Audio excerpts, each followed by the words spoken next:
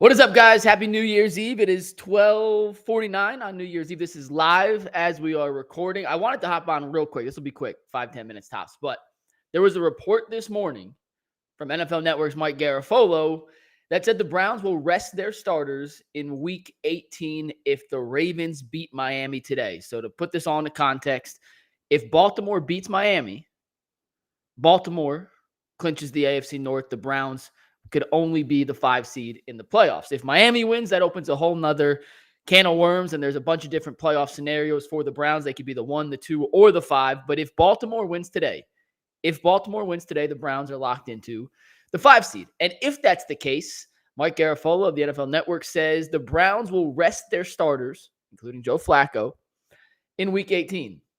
And we will certainly talk about this on Tuesday on the show. There's no live show tomorrow, just a heads up. No live show tomorrow. I'm going to try hopping on and do another little stream from home, but it is a technical holiday. The Browns have won. There's no game to react to, so we are taking Monday off, just a FYI. But we will still have some content for you guys. However, back to the report. Mike Garafolo says the Browns will not play their starters against the Bengals if they have already locked up and are locked into the 5 seed. And I know how Bull feels about this, and I know how Jason Lloyd feels about this, and they think that is the correct call. And I'm here to tell you I disagree. And here's why. And if you're in the chat, shout out to anyone who is who's watching. This will be quick, like I said. Give me a 1 if you think it's a good idea to rest the starters. Give me a 2 if you think it's a bad idea to rest the starters. And I'm going to ask this again at the end, and I'll see if I sway anyone. Right now, the Browns are playing with magic. They might be the hottest team in football. They might be playing as well as any team in football. And my fear is that doing anything to knock them out of their rhythm, to knock them out of this pace, to knock them out of the flow they're in, isn't a risk worth taking. Now, I'm not saying Flacco has to play the entire 4 quarters. Maybe you treat it like the second preseason game and he plays a half. But right now, what Joe Flacco's doing is inexplainable. It's remarkable. It's unbelievable. Incredible. Pick the adjective. He's been better than anything you could have ever imagined. And I am just nervous to the core of my soul that giving him a week off, and mind you, this is an extra bye week and a half because they played on Thursday, so they get 10 days off before Cincinnati, so it'd be 10 and a half days plus another week before a playoff game. It scares the living crap out of me, guys. It does. It doesn't, and I understand. Listen, I get all the reasons to rest. Injuries. Guys are just banged up. You need to be at full strength for the playoffs. Could they survive another injury? Well, guess what? We asked if they could survive the Nick Chubb injury. They've done it. We've asked if they could survive the Deshaun Watson injury. They've done it. I know Flacco's a veteran, and I know they got a lot of veteran guys on this team, but I was thinking about it in this way. You can't generate momentum in sports. It just kind of happens. You can't coach a team to just be hot all of a sudden or you'd win 17 games. You play your best football all season. Football's a game of ups and downs. You get hot, you get cold. You get hot, you get cold. And right now the Browns are hot as you know what. So why fix it if it ain't broken? Like, I once again, I totally understand the other side of the argument. I get it. I do. And I think it's totally valid. I just disagree. Because if you look over the last 10 years in football, the best team, the number 1 seeds, often aren't the teams that end up making or winning the Super Bowl. Now, it happened last year. Yes, the Eagles and the Chiefs were the 1 seeds. They both made it to the Super Bowl. You just go back to 2021. The Packers were the 1 seed. They lost in their first game coming off a bye. The Titans were the 1 seed. They had a bye. They lost their first game. Now, I don't think the Titans were that good that season. That's a whole different point. But if Jose Ramirez was hitting 450 over a 20-game stretch, would you take him out in that 21st game? Hell no. You take him out when he's not hot anymore. And I keep going back and I keep looking. And if Joe Flacco doesn't play at the level he's been playing at, the Browns are going to struggle to win a playoff game. Like, I just go back to that Chicago game. Joe Flacco did not play well for 3 quarters and then had one of the best 4th quarters we've ever seen. He threw for 212 yards. That's the most yards in any quarter a quarterback has thrown in the last 45 years in the NFL. He was spectacular in the 4th quarter. But it took an historic, heroic, magnificent, incredible, unbelievable fourth quarter performance from the offense and the defense to squeak by Chicago. And that's kind of where I go back to this. If Joe Flacco is not at the level Joe Flacco is at right now, I'm not saying the Browns can't win. I'm just saying it's going to be significantly more difficult. And obviously, that's obvious. But I'm not doing anything to get Joe Flacco out of this rhythm. If Joe Flacco told me he's worn the same underwear for the last 6 weeks, I would tell him, Joe, I'm stealing your washer and dryer. You're wearing those same underwear until it ain't working no more. Call it superstitious. Call it whatever. Whatever he's doing is perfect right now. It is perfect. You guys say that baseball, in basketball, if Steph Curry's 19 to 25 from three, coach ain't taking him out until he starts missing a few shots. It's sports in general. You can't generate momentum. You can't just snap a finger and say, hey, we're going to play great today. That doesn't happen like that. It happens when dudes get hot. Go back to the 2011 Super Bowl when Joe Flacco won. Flacco did not have a great regular season. And then guess what? He got red hot in week 16. And he played a damn good game in week 17. And then went on the best playoff run in Super Bowl history. You go back to the 2 Giants Super Bowls. Eli Manning was average throughout the regular season. Average. And then catches fire in the postseason. And they win the Super Bowl 2 times. They beat the undefeated Patriots, and then they beat the Patriots again as underdogs. Whatever they're doing now is working. It's working. I got no complaints. They've been damn near perfect. I just don't want to mess it up. And I'm scared that by taking a week off, even if it's maybe for the betterment of certain guys, I just don't like it. I don't like it. I don't like you. All right, that's not. How about football, guys? How did a couple weeks off in bowl season do for Ohio State? Or Florida State? Or Texas A&M? Or really any of these bowl games, which all suck because the transfer portal is the transfer portal and NIL is ruined college football. Like it's completely ruined college football, and that's not even probably the best analogy either. But Florida State had won 13 games. We'll see what happens if we'll see what happens in the college football playoff games tomorrow. You take a month off, and it's hard to just pick right back up. Bama at the end of the season was the hottest team in college football. Maybe they'll still be hot. Maybe they won't. Who knows? My point is, and once again, I understand I'm probably in the minority here. I don't want to risk it. And I know there's an injury risk. There's been injury risk in every game. And could the Browns overcome another injury? Well, who the hell knows, but they've overcome 6,000 already. What's one more? And I see someone, I don't have my glasses on, so I apologize if I can't fully read these comments, but someone said, you'd be sick if Joe got hurt. Yeah, I'd be sick. I'd be miserable. I'd puke. Maybe not. I don't know if I'd pull a bull, but it would be terrible, catastrophic, horrendous. But what if he comes back against Jacksonville and lays a dud, throws an egg? Like anything can happen here. There's no real right or wrong answer. And we're going to find out. Maybe Baltimore loses to Miami. It's all null and void anyway. Maybe it's all null and void, but I ain't playing scared. Like scared money don't make no money. It don't happen. So I don't know. I want to play Joe Flacco, even if it's a half. Just play him a half. He didn't play great in the second half of the Jets game. Granted, I totally understand the circumstances. They were up, but he threw for 13 yards at the end of the day. That's just a fact. They were up. They didn't need him to. It's not even a knock on Joe, but it's not like he had tremendous numbers and was come off. He didn't play a great half against the second half against the Jets. That's the last thing we see of him before the playoffs, which could be almost 20 days, almost 2.5 weeks before he plays again. I just want to keep this ball rolling, man. It's like an avalanche. Right now, Joe Flacco's hot, and he's playing better and better. In his first half against the Jets was maybe the best half of football we've seen from a Browns core. I take it back. Deshaun Watson against Baltimore in the second half was better. That's true. That the Deshaun Watson half against Baltimore was better. But one of the best halves of football we've seen from any quarterback on any team in any game this season. And I just, like I said, call me scared, call me whatever. I'm not doing anything to knock him out of his rhythm. And he's a veteran. He's done it before. I get it. But whatever he's doing now is magic. And I'm not messing with magic.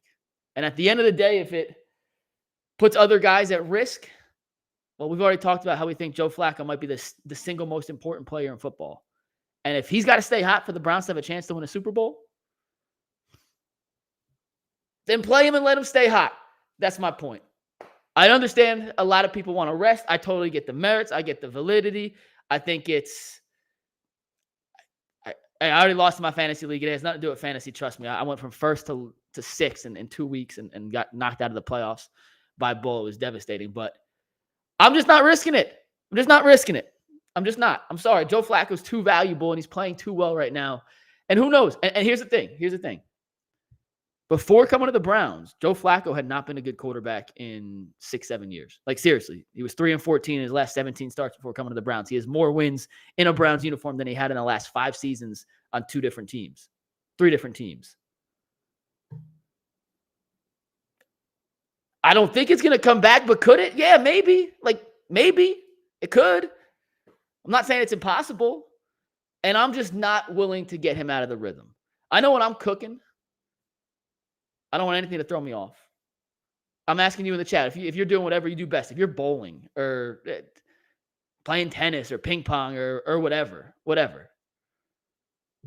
You're hot. You don't want to come out. Coach, don't take me out the game. You see, like, and I keep using basketball, but watch how LeBron gets at it with his coach when he's hot and it's time for him to come out. He's like, don't take me out. Don't take me out. I'm not taking Joe out. I'm sorry. And hopefully Miami beats Baltimore and he plays next week. And we have a chance at the 1 seed, because if the Browns have a 1 seed, that would be the greatest icing on the cake regular season success of all time. And then this conversation is completely null and void. But I want to see Joe Flacco in some capacity next week. A quarter, a half. I just don't want to risk a 20-day layoff for the guy who is the single most important player on this team.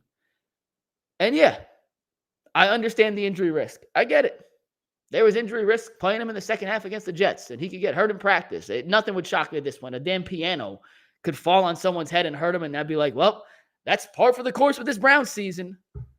But I'm not risking it. I think Joe Flacco at this level can lead the Browns to a Super Bowl. I think a bad Joe Flacco probably losing the first round. But this version of Joe Flacco can win you a damn Super Bowl.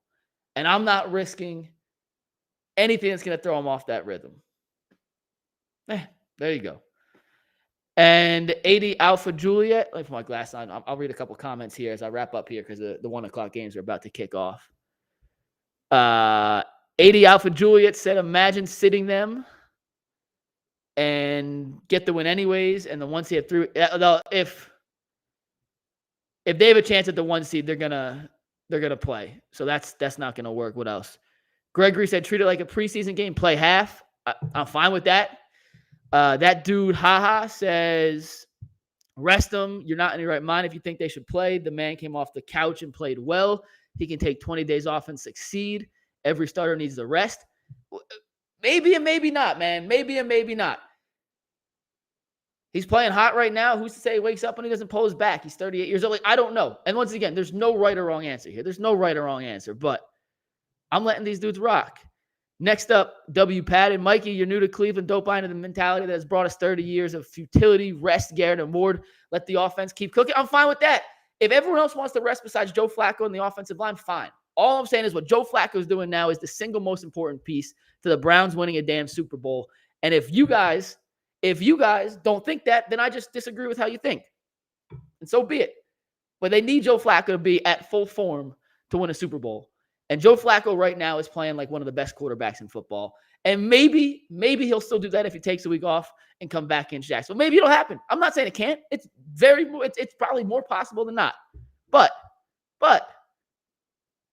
I just know from my time playing sports, baseball, basketball, football, tennis, ping pong, whatever, beer pong. We'll use beer pong. You make 3-4 shots in a row. You ain't giving a celeb shot? Hell no. Get your own game. Not a freaking chance. You give someone a celeb shot when you miss 3 or 4 in a row. And then you lose your rhythm. It ain't happening. Do read 1 or 2 comments more. Skilly says, rest the defense, play the offense. I'm fine with that. You're going to have a conversation with Myles Garrett, by the way, who he's going to want to play. Listen, he's right in the thick, the betting favorite for the betting favorite for Defensive Player of the Year. And if he don't play and some other one gets the big stats, who knows? I don't know if they'll hold it against him, but he's going to want to play. The Genesis B says, I trust our guys to be prepared. I trust Stefanski. I do. It's just when you're hot in sports, you can't just generate it. And don't tell me you can, because A, I know for a fact you can't. And B, if you can, every team would be hot all 17 weeks. That's just not how sports works. That's not reality. Soul Train said, if Nick Foles can win a Super Bowl, Nick Foles can have one good run to win a Super Bowl. I hope Joe Flacco does the same. Who they match up with is key. I agree. I like their matchup in the 5-6 matchup. I like that matchup against the AFC South, whether it's Jacksonville, Indianapolis, or Houston. I like it all. But that's my point, guys. I know I'm in the minority. Football starting, so I'm going to hop off here. The Dolphins have the ball first against Baltimore. And yeah, we're going to have this conversation on Tuesday. I know I'm probably in the minority. I know Bull and Jason want to rest them. I don't know how Tyvis, G, and Jay feel, but that's how I feel. I wanted to make sure I got nice catch about Tyreek. I wanted to make sure I got on here and at least got my opinion on the record. I understand it's probably in the minority, but when something's working, if it ain't broke, don't fix it. If it ain't broke, don't fix it. One last thing from Stephen Compton. Mikey, who isn't available to play from injuries in the playoffs. We got to get through next week. But I do know Elijah Moore will most likely not play against Cincinnati, regardless of rest or not. He's probably out for another week or two. He spent the night in the hospital after that concussion. So sending him our well wishes, because that was a scary, scary, scary situation. Also, last thing. We had the same discussion in the preseason about resting guys. How much reps does Deshaun need? Yada, yada, et cetera, et cetera. Totally different scenario here. Totally different scenario. And I kind of lean on the side of play guys in the preseason. And now I'm on the same side of let's play guys now. Whatever's working's working. Let's rock, keep it rolling, and pray that it continues into the postseason. But that's going to wrap it up here for a quick little Ultimate Cleveland Sports Show update. Like I said, Mike Garafolo reported that if the Browns are locked into the 5 seed next week, they will rest their starters. I disagree. You guys may disagree with me, and that is totally fine, and that's why sports are fun. All I do know is, Joe Flacco, you're the effing man. We love you in Cleveland, and keep doing what you're doing, because this has been a fun few weeks in the land, and as this keeps continuing, and hopefully it continues deep into February, we are going to celebrate and enjoy every single second of it. No UCSS tomorrow. I may hop on and do another little stream like this, but no main show. We are back Tuesday through the rest of the year in full motion, full gang, full cast, in studio. We appreciate all you guys. And honestly, root for the Dolphins today, because the Browns want that 1 seed. They want the division title. And as always, screw Baltimore.